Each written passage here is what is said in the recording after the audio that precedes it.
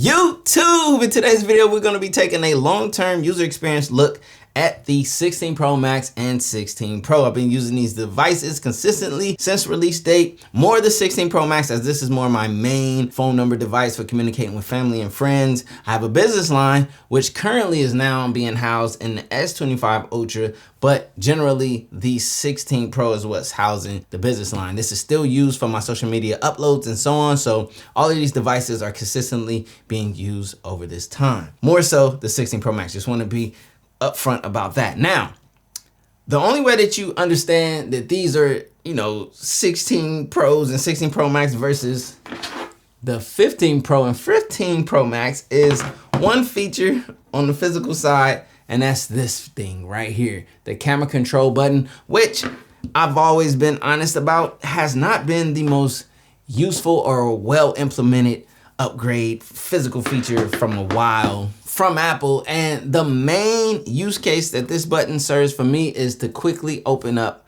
my camera. So I will use it to open up the camera, but I'm typically not using it over the button that's on the screen to initiate the camera, if that makes sense. And a big reason to that is, number one, the main feature that was showcased, which would be the half press shutter button to get the autofocus lock like a real camera, is still yet to be available. And that same sentiment goes for a lot of Apple Intelligent use cases, as Apple Intelligence has been trickled out over a long period of time. Honestly, at this point, I would have preferred for Apple to have waited for the iPhone 17 release to have Apple Intelligence in its full release at launch versus this, progressive rollout that's pretty much lackluster. Now, I said this in my Galaxy S25 Ultra review, and I'm going to say it here. I do not see AI as being an upgrade feature to warrant an upgrade from, year over year or so on. At this point, physical upgrades are so lackluster, as you guys can see. Case in point, the camera control button. This style of smartphone, the glass sandwich, has plateaued, and for some users, it's making, phones boring. And rightfully so for the tech forward enthusiasts. I can understand that, and it's just across the board, whether it's Samsung, Apple, and so on. Now across the seas, they're pushing innovation a bit more, but here in the States, we're locked into a few top dogs, and those top dogs are fairly stagnant at this point. But if I move past the Apple Intelligence, trickled release, and if I move past the subpar camera control button, all in all, like from a user experience perspective, my iPhone 16 Pro Max, which is my highly used device, has been solid. Now, this isn't the best iOS release. Maybe a part of that is this whole pressure to get Apple Intelligence right, while also, the refinement or the typical refinements of iOS that we expect and so on. But I know recently, not too long ago, we were having some, Apple Mail sync issues with like Gmail and so on. Those have since been corrected, but hey, my emails are important to me, especially around like, brand connections and so forth. So having any type of syncing issues with those, just, it sucks, because I like to use Apple Mail. I want to use the native, apps that are within the Apple, system. But, when you're having hiccups and issues, and we're not even going to talk about Apple Home. Yeah, anyways, I say that for another video.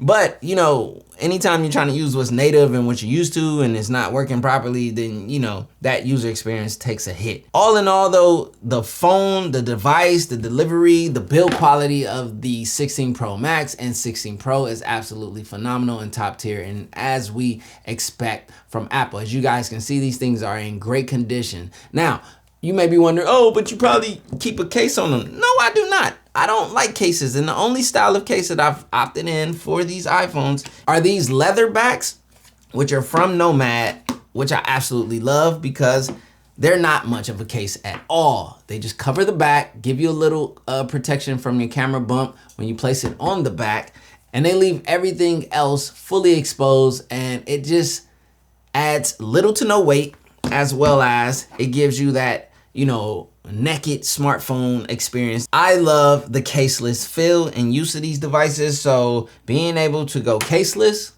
or caseless-ish with these leatherbacks has been an absolute pleasure for me personally.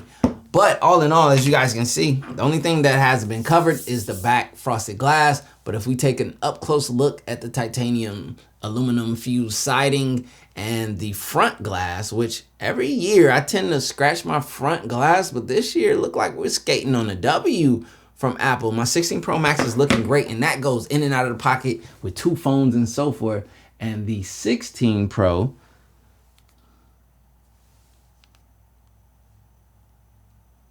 is actually looking pretty good as well. So from a durability, build quality perspective, these have held up on the long-term side quite extremely well. And I'm very much, satisfied with the longevity of the build quality at this point. Now, moving forward, battery life, let's talk about it, because that was one of my highlights, especially in terms of the 16 Pro, because the 16 Pro essentially aligned with the 15 Pro Max from a battery drain perspective.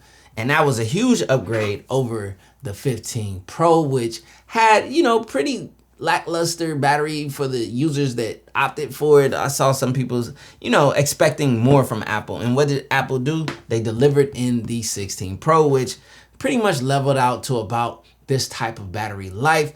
And moving into the 16 Pro Max, which improved over the 15 Pro Max and overall battery life, and became the battery king. I don't know if that's still true with the S. 25 Ultra doing what it's doing. This device is very well optimized this year, and battery life has been extremely phenomenal. I look forward. I need to check to see if Phone Buff has done their battery drain test. I usually look at theirs, but all in all, great battery life. Extremely great battery life out of the 16 Pro Max if you want the top battery life, but you can go with a 16 Pro and get solid battery life this year. And that's the top singing glory to the 16 Pro. Also, I love the form factor of the 16 Pro. Honestly, I was kind of getting back into using this. I was uploading some social media posts, and I was just palming this thing and having it in hand, and I was really falling in love with this form factor.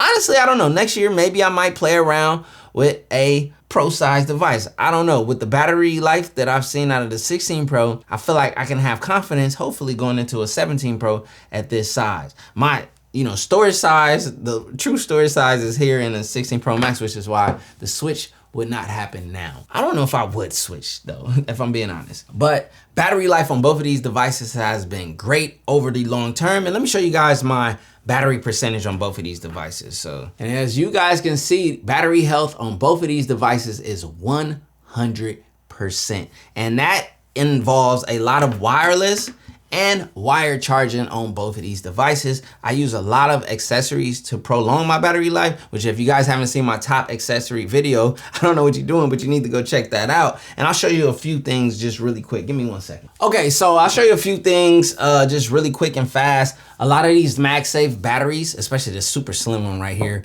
from UAG, is super fire. Things like this are what I'm using in between times. And a lot of times I'll plug into a battery bank like this. I also have from Satechi, I have one of those flat things that charge my watch, my AirPods, which current AirPods are the AirPods 4 with active noise cancellation. These are my go-to. We'll talk a little bit about the ecosystem build out in a little bit. But using items like this to prolong my battery life in between, as well as wire charging and so forth, just equals a mixed bag of charging, options, but I still have 100% battery health, which speaks hugely to how well these are handling their battery optimization, their drain. Now, I am a conscious battery charger, which means I typically don't go all the way to 100% if I can control it. And then if not, then it might hit 100% every now and then, as well as I typically do not allow my device to drain completely to 0%. That's how you get a cycle. Anytime your battery goes all the way to 0% and then you charge all the way up to 100% and so forth, that is a cycle. And that is how you drain your battery health over time. So there are also settings in here that you can do. Now my cycle count 143 right here. Let me see battery health. Let's see. Let's go to battery. All right, charging. Now, as you guys can see under charging, I have optimized battery charging turned on. Right now, clean energy charging is on. I don't know if I turned that on, but also here you can change your charging limit. So if you don't want it to get to 100%, you can like stop it at like 95 and so on. But what I do is I just pull it off the charger actively. Like I said, if I can control it, sometimes, you know, you might leave it on the charger and it hits 100% and so on. Life goes on. Now, cameras really quick. Let's get into cameras really fast. Let's talk about these cameras. This year, there was no slack on the zoom lens like there was last year on the 15 Pro, which did not have the exact same zoom lens as the 15 Pro Max.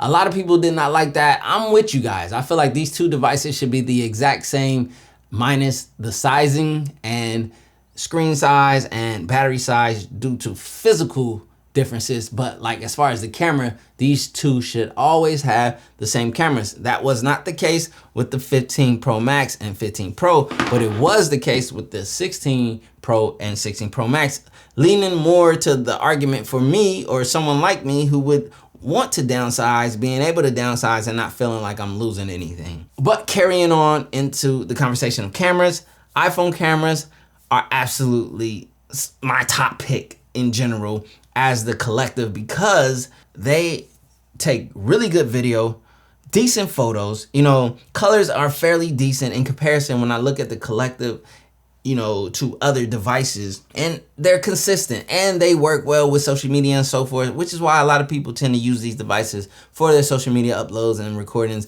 I don't know if that's true anymore in 2025, to be honest, because I feel like this device has brought the camera back for Samsung in another way, or it has brought the camera up to a standard that Samsung hasn't been for me personally, but now is for me personally with the S25 Ultra, you know, around skin tones and log video. Log video is huge for me with the iPhone, and, you know, other competitors getting that just helps level the playing field and creates a competitive, you know, field and balanced field out here in the world of, you know, Android versus Apple. Now, for these cameras, I have ND filters, which I like to use as well to really bring out phenomenal photos and phenomenal video. I will be showing you guys an example of that, as well as let's just get outside and use these camera-wise so that I can show you guys how good the cameras are on these devices. Also, you don't have to worry about one device being better than the other since the cameras are the same and the processing.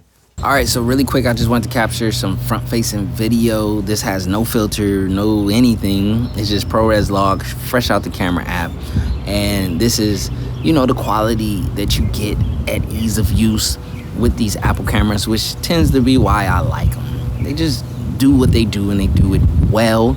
You know, is it the best? Probably not, but well and consistent goes a long way when you're just trying to get the shot, right? Or capture whatever moment you're attempting to capture. And that's all that matters. At the end of the day, yes, I can get more technical. Yes, I can do a lot more. And yes, I can get more.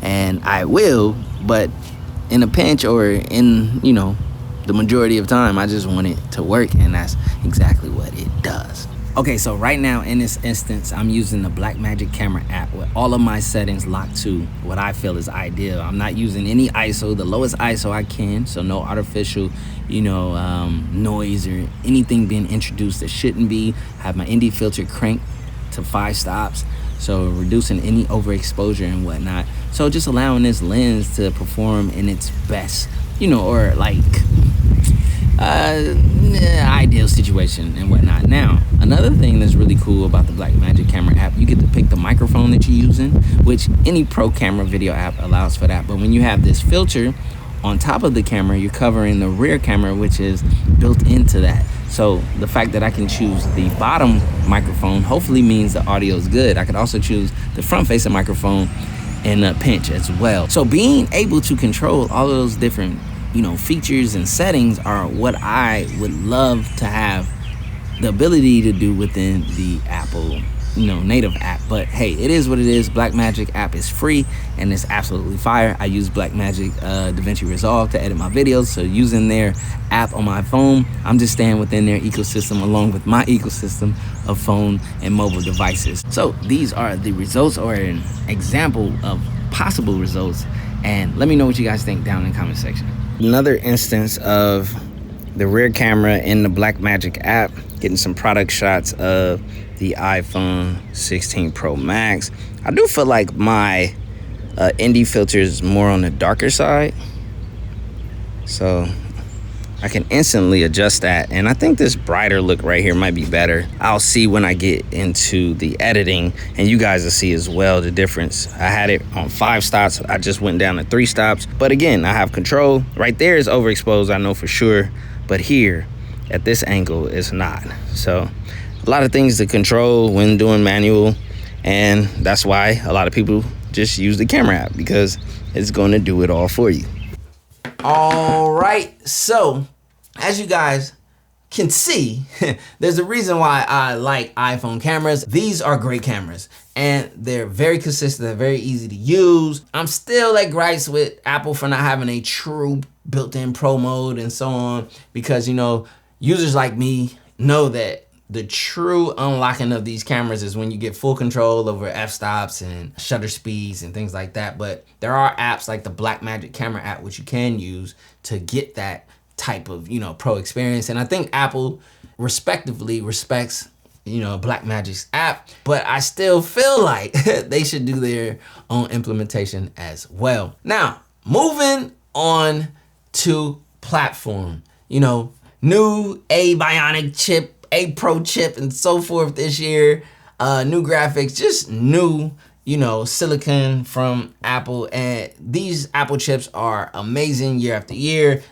Performance is always great. You can game on these devices without any issue or hiccup. Optimization is always top tier, as you see. And even with these not having the same size milliamp hour battery as, say, the competitor, I always got to bring out the competitors, they're still up there in battery life, which just goes to shows that the closed loop ecosystem, although is loved or hated, equals a great user experience and a great, totality of iOS, CPU, GPU, and so forth, all, being closed and optimized and specifically targeted to perform on these devices. And that's exactly what you get. As I said, iOS, this version of iOS has been, it's cool, but it's also like, pretty much the same.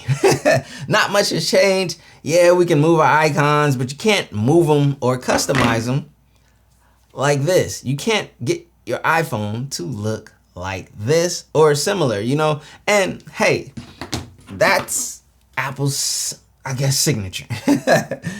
The closest I can get is this.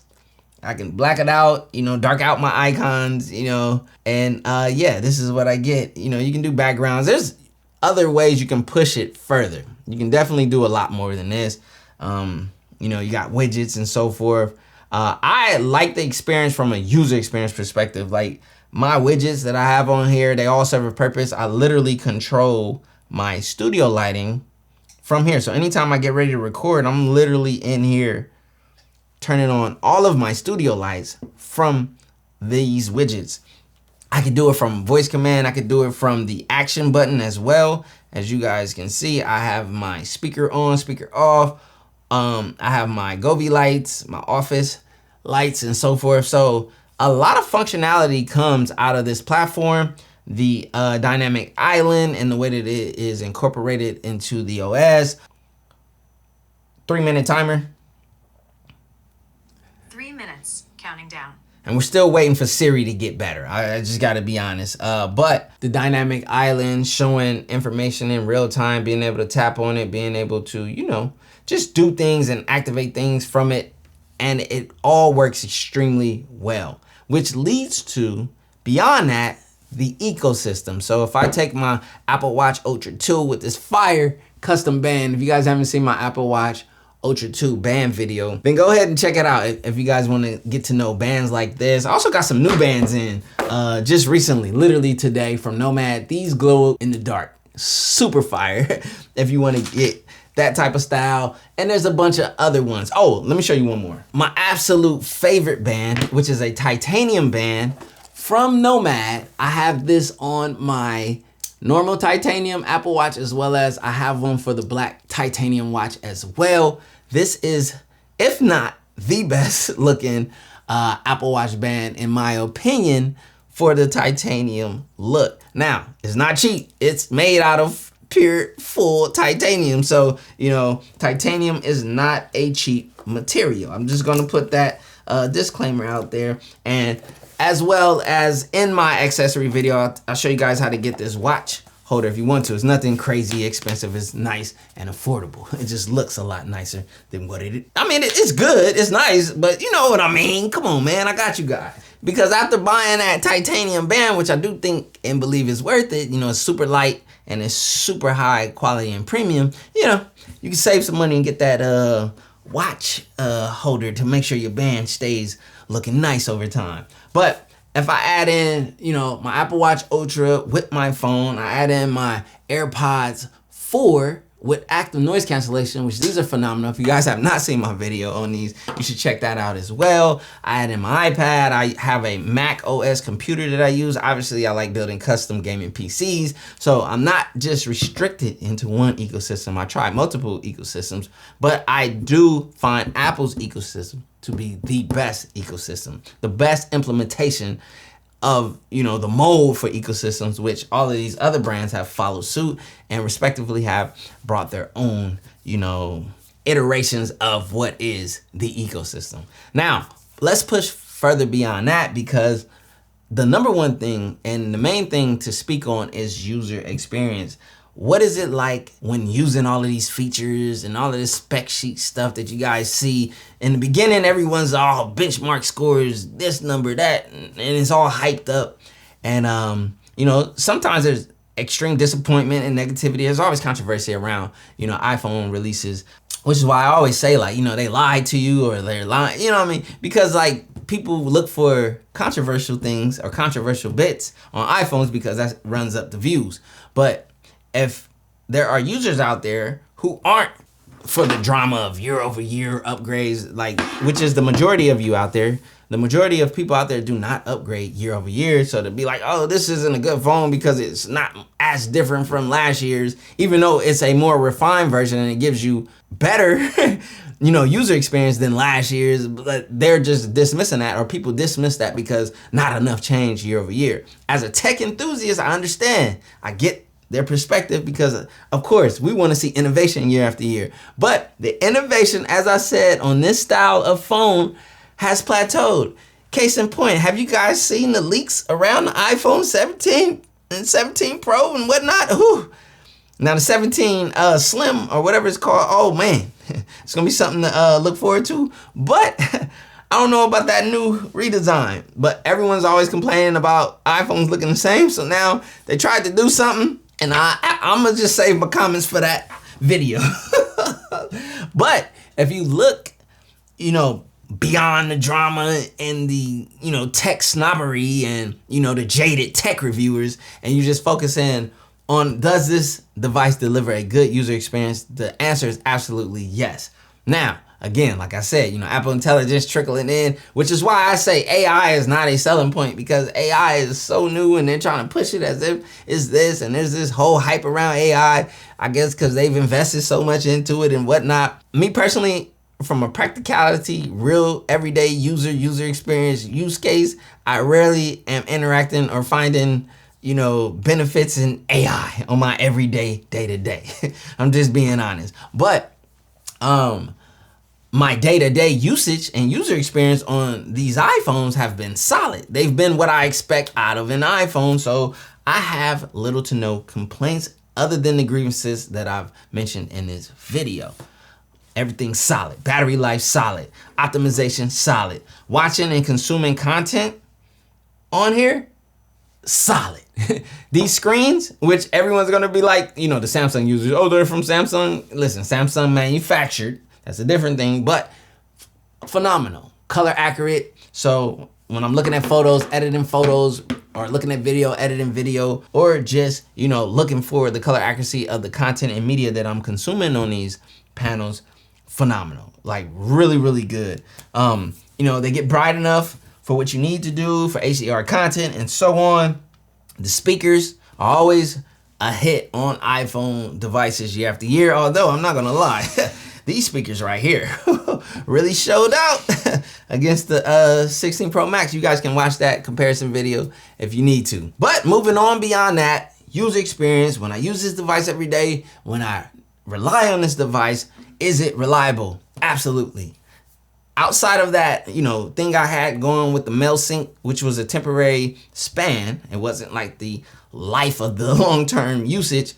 And outside of the other little things with Apple Intelligence trickling in, me not having that camera control feature, the main one that I wanted at launch and still not having it to this day, and things like that, outside of those little, you know, peeps of grievances, what really matters is how well these perform, and they perform extremely well. The user experience is there.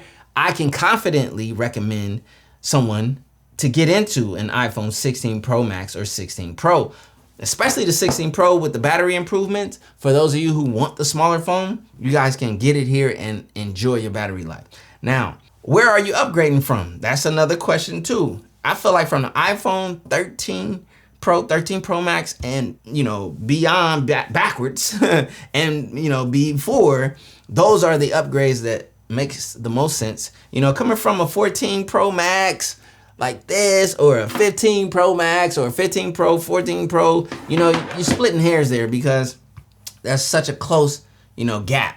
But on Apple, a lot of users keep their device, you know, 4, 5, 6, maybe even 8 years, and then they upgrade. And when they do, they will enjoy the iPhone 16 Pro Max or 16 Pro, period. And that's the end of the discussion. That's what the user experience is like long-term with these devices. My name is CJ. I know tech, so you don't have to, but y'all know everything, right? Peace.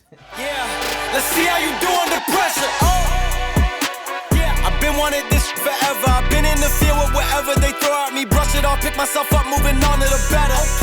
Hey, yeah, ain't no errors, baby, it's a new era. I wake up early, feeling rich like I'm Kesha. I get to the paper, boy. Extra, extra.